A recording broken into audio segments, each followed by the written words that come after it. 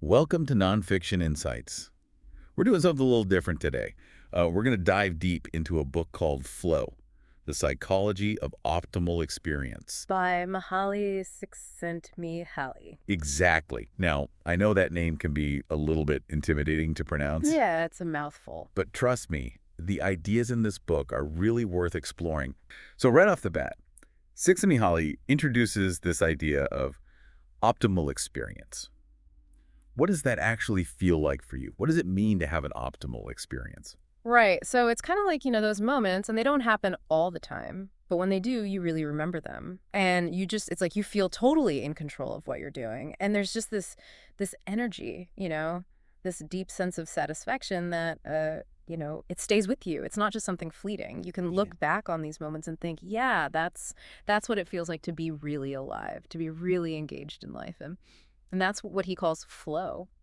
Now, what's interesting about flow is that it's not necessarily always about feeling good in the moment, right? Yeah. Like, think about a climber scaling a really difficult rock face. It's exhausting, maybe even a little scary. But afterwards, this sense of accomplishment, conquering that challenge, that's where the real satisfaction comes in. It's about pushing yourself beyond your comfort zone. Right. It's about expanding your limits and kind of uh, coming out the other side feeling like you've grown. And I think for anyone listening, it's worth thinking about, when was the last time you had an experience like that? Something that maybe wasn't easy in the moment, but left you feeling deeply satisfied afterwards. Yeah, I think that's a great question. So let's dive into how our minds actually work when we're in these flow states. Csikszentmihalyi talks a lot about consciousness and its limitations. Okay. And, one of the things he points out is that your brain is processing a huge amount of information every minute. We're talking thousands upon thousands of little bits of data coming at you constantly. But the thing is, your conscious mind can only handle so much at once. It's like a bottleneck. It's like trying to drink from a fire hose, right? Right. It's too much coming at you all at once. And that's where attention comes in. That's what filters all that information. It's like the bouncer at the nightclub deciding what gets in and what stays out. Yeah, I like that analogy. And your brain is constantly evaluating all this information, trying to decide, is this relevant to me? Does it relate to my goals or what I'm trying to achieve?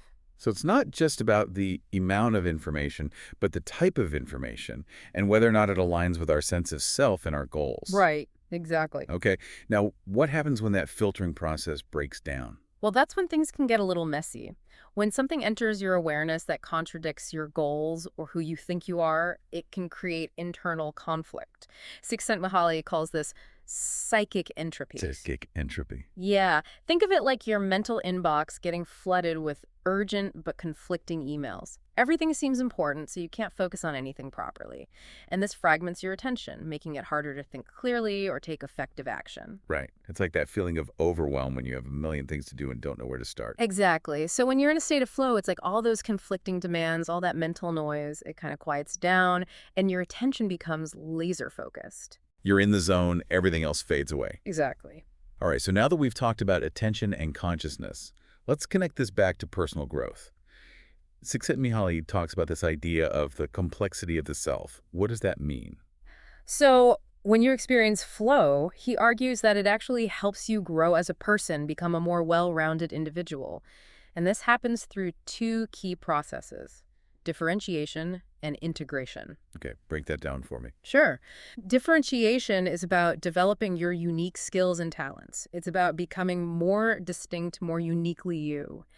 Integration, on the other hand, is about connecting those unique aspects to the world around you, your relationships, your values, the things you care about. So it's not just about being really good at one thing, but also being able to connect that skill to something bigger than yourself. Exactly. A truly complex self, according to Csikszentmihalyi, is someone who can balance their individuality with their connection to the world. It's about being both autonomous and connected. And here's a really key takeaway.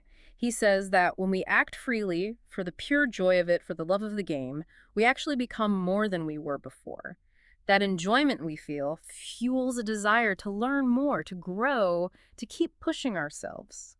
I love that. And it makes me think about like learning a new language. At first, it's all about memorizing vocabulary and grammar rules, which can be pretty dry. But as you start to understand the language, you can have real conversations, connect with other cultures, and suddenly it opens up a whole new world. That sense of accomplishment makes you want to learn more, to explore further. Right, it's that positive feedback loop. Exactly. You face a challenge, you overcome it, you grow, and then you seek out new challenges. It's a beautiful cycle. And that brings us to a really important distinction that Csikszentmihalyi makes, and it's something I think everyone should understand. The difference between pleasure and enjoyment. Okay, I'm intrigued. We often use those words interchangeably. What's the nuance there? Well, he argues that they're fundamentally different in terms of how they affect our overall quality of life. Pleasure is more about immediate gratification. Like, think about eating a delicious meal when you're starving. That's pure pleasure. It hits the spot. Right. Pleasure often comes from satisfying those basic biological or social needs. It doesn't require a lot of effort or focus. It's more passive. Exactly. But enjoyment, that's something else entirely. Enjoyment arises when you're actively engaged in something challenging that requires your full attention. Think back to that climber we talked about. Sure, there's a sense of pleasure when they reach the top, but the real enjoyment comes from the focused effort, the problem solving, the overcoming of obstacles during the climb. So it's about the journey, not just the destination. Precisely. And because enjoyment involves this element of challenge and growth, it has a much more lasting impact on us. It shapes who we are. Fleeting pleasures, while nice, don't really leave that same mark. They come and go. Exactly. And, he uses this really great image of children as learning machines. Think about how kids get completely absorbed in playing and exploring, even when it's messy or difficult. They're constantly learning, growing, pushing their boundaries, and they do it with such joy. It's a perfect example of the deep connection between enjoyment and personal growth. So the takeaway here is that actively seeking out challenges and pushing ourselves, even when it's tough, that's where the real juice is. That's where we find the most lasting satisfaction. I couldn't agree more. All right, so let's get practical. How do we actually create more of these flow experiences in our lives? What are the ingredients? Okay, well, based on his research, interviewing people from all different walks of life, Csikszentmihalyi identified several key elements that are present when people describe being in flow. And these are things you can actually cultivate. Okay, I'm taking notes. So first, you need clear goals. You need to know what you're trying to achieve. That sense of direction is crucial. Second, there's this intense concentration, a complete absorption in the task at hand. Third, you experience a loss of self-consciousness. All those worries about what others think, how you look, whether you're good enough, they just fade away. Fifth, you get immediate feedback, so you know how you're doing, whether you're on the right track. Sixth, there's this feeling of deep involvement, but it's effortless. You're completely absorbed, but it doesn't feel like a struggle. You're not forcing it, it just flows. Exactly. And finally, your sense of time gets distorted. It can speed up or slow down dramatically. He even mentions something called microflow activities. Microflow. Yeah, these are little habits or routines that help bring order and focus to your day, even in small moments. Like, for example, someone who always makes their bed first thing in the morning. That's a great example. It's a simple act, but it creates a little island of order in your day. Okay, makes sense. Now, you mentioned this effortless involvement thing earlier, and it seems like a bit of a paradox, right? How can something be both challenging and effortless? That's what he calls the paradox of effortless effort. It sounds counterintuitive, but it's at the heart of flow. These activities often require significant physical or mental exertion. You've got to put in the time and effort to develop the skills, but when you're in flow, it feels easy, like you could do it forever. And that's because all the mental resistance, the self-doubt, the second-guessing, it all just melts away. You're not getting in your own way. Exactly. And the sense of control you mentioned, it's not just about being in control, right? Like if I'm playing a video game on easy mode, I might be in control, but it's not very enjoyable. Yeah, you're right. What's actually enjoyable is the act of exercising control in situations where the outcome is uncertain, where there's a real challenge, a risk of failure. You need to be able to lose for the win to matter. Exactly. You can't feel that sense of accomplishment, that mastery, unless you're pushing yourself to the edge of your abilities. He actually makes a really interesting point about games of chance, like gambling. Okay. They can be pleasurable in the short term, sure, but because there's no real skill involved, no sense of control over the outcome, he argues that this might be why they can become so addictive. You're always chasing that fleeting feeling of luck, but you're never really in control. So the real takeaway is to seek out challenges where your skills are tested, where you have to put in the effort to succeed. Exactly. Okay, and what about that loss of self-consciousness? It almost sounds like you're disappearing into the activity. It might seem that way, but here's the interesting thing. Your sense of self actually emerges stronger after the flow experience. When you're completely absorbed in what you're doing, all those worries about your ego, about how you're perceived, they just vanish. You're totally present in the task. And this isn't passive, by the way. It's a state of intense awareness. So by letting go of self-preoccupation in the moment, you actually build a stronger sense of self in the long run. Right. It's a bit of a paradox. Absolutely. And what about the whole time warping thing? Why does time seem to speed up or slow down when we're in flow? It's one of the most common markers of flow, and it's still not fully understood why it happens, but it's probably linked to that intense concentration. When you're completely absorbed in something, your brain isn't really keeping track of time in the same way. You're not checking your watch every 5 minutes. Right.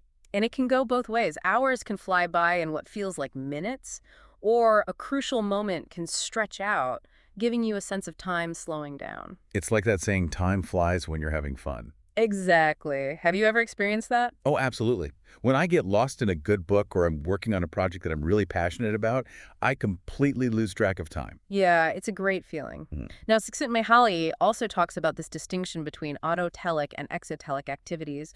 What's the difference? Okay, yeah, I was curious about that. So, autotelic activities are those you do for their own sake. The reward is in the doing itself. Think of things like playing music, gardening, hiking, or even just spending time with loved ones. Okay. You do them because you enjoy them, not because you're expecting some external reward. It's the intrinsic motivation. Exactly. Exotelic activities, on the other hand, are those you do for external reasons. Like working for a paycheck or studying for a grade. Precisely. You're motivated by the outcome, the external reward.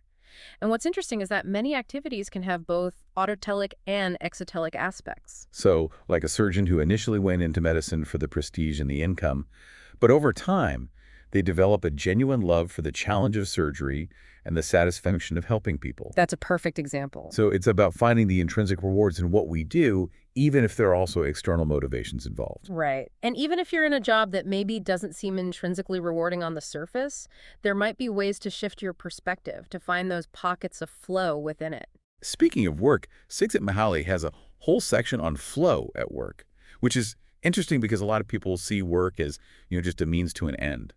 What are some of his insights there? Well, one of his most surprising findings is that people actually report experiencing flow more frequently at work than during their leisure time. Really?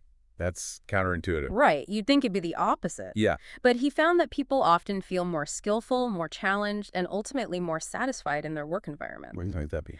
Well, think about it. Work often provides more structure, clearer goals, and more immediate feedback than a lot of our leisure activities. Yeah. He tells these really great stories of individuals, like Joe the welder, who found flow in what might seem like a very repetitive job. By focusing on perfecting his technique and taking pride in his craftsmanship. Exactly. Or Serafina, the bobbin winder, who challenged herself to work faster and more efficiently, turning her work into a kind of game.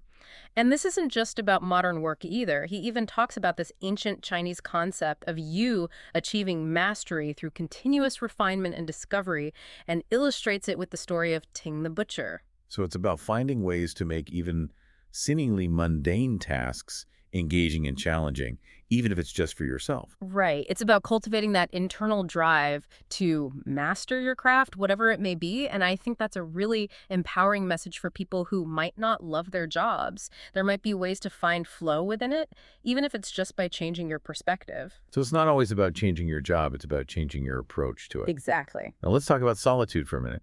Can we experience flow when we're alone? Or is it always about interacting with the world? This is another important point. Learning to use your time alone constructively, that's really crucial. He actually says that teenagers who can't stand being alone might have trouble developing more complex skills because they're always seeking external stimulation. They never get that quiet time to really go deep into something. Exactly. And he gives this example of a solitary activity like sailing. Which requires constant focus and attention to the wind, the waves, the boat. Exactly. And that intense concentration, combined with the challenge of navigating the elements, can create really profound flow experiences. Sometimes, like with that Solo sailor, he describes, you might even need to create your own challenges to maintain that flow. To keep pushing yourself. Right. And I think for all of us, this highlights the importance of being comfortable with our own company, of being able to engage our minds even when there's no external stimulation. It's about cultivating that inner landscape. Absolutely. Right. And what about our relationships with other people? Can we experience flow with others? Or is it purely an individual thing? Oh, absolutely. You can definitely experience flow with others, but it requires a shift in focus. Hmm. Just like individual flow, healthy relationships need both differentiation, maintaining your own sense of self, and integration, connecting deeply with the other person. He points out that friendships, which are often based on shared interests, can be particularly conducive to flow. Because you're naturally on the same wavelength. You're both engaged in something you enjoy. Right. But even within families where there might be more differences, actively investing your attention in each other's goals and supporting each other's growth, that can create those shared flow experiences that strengthen those bonds. So it's about finding those areas of shared interest and supporting each other's passions, even if they're different from your own. Exactly. Okay, now let's shift gears a bit and talk about how this concept of flow can help us deal with the tougher parts of life. Because let's be real, life isn't all sunshine and roses. Yeah, that's true. So how can understanding flow help us navigate adversity? Csikszentmihalyi has some really interesting ideas about this. He talks about this idea of cheating chaos. Seeding chaos. Yeah, it's about taking those difficult, even tragic life events and transforming them into challenges that can actually enrich our lives. He gives these amazing examples of people like Lucio, a rugby player who became paralyzed, and Paulo, a man who lost his sight. And both of them, despite facing these incredible hardships, found new avenues for flow and meaning. And I think that's really powerful. Finding a way to thrive even in the face of adversity. Exactly. And he emphasizes that how we cope with stress, with difficult situations, depends not just on what happens to us, but also on our internal psychological resources. Our mindset, our resilience. Right. And he talks about these mature defenses, which are basically ways of reframing negative experiences as opportunities for growth. It's like the old saying, what doesn't kill you makes you stronger. Yeah, it's kind of like that.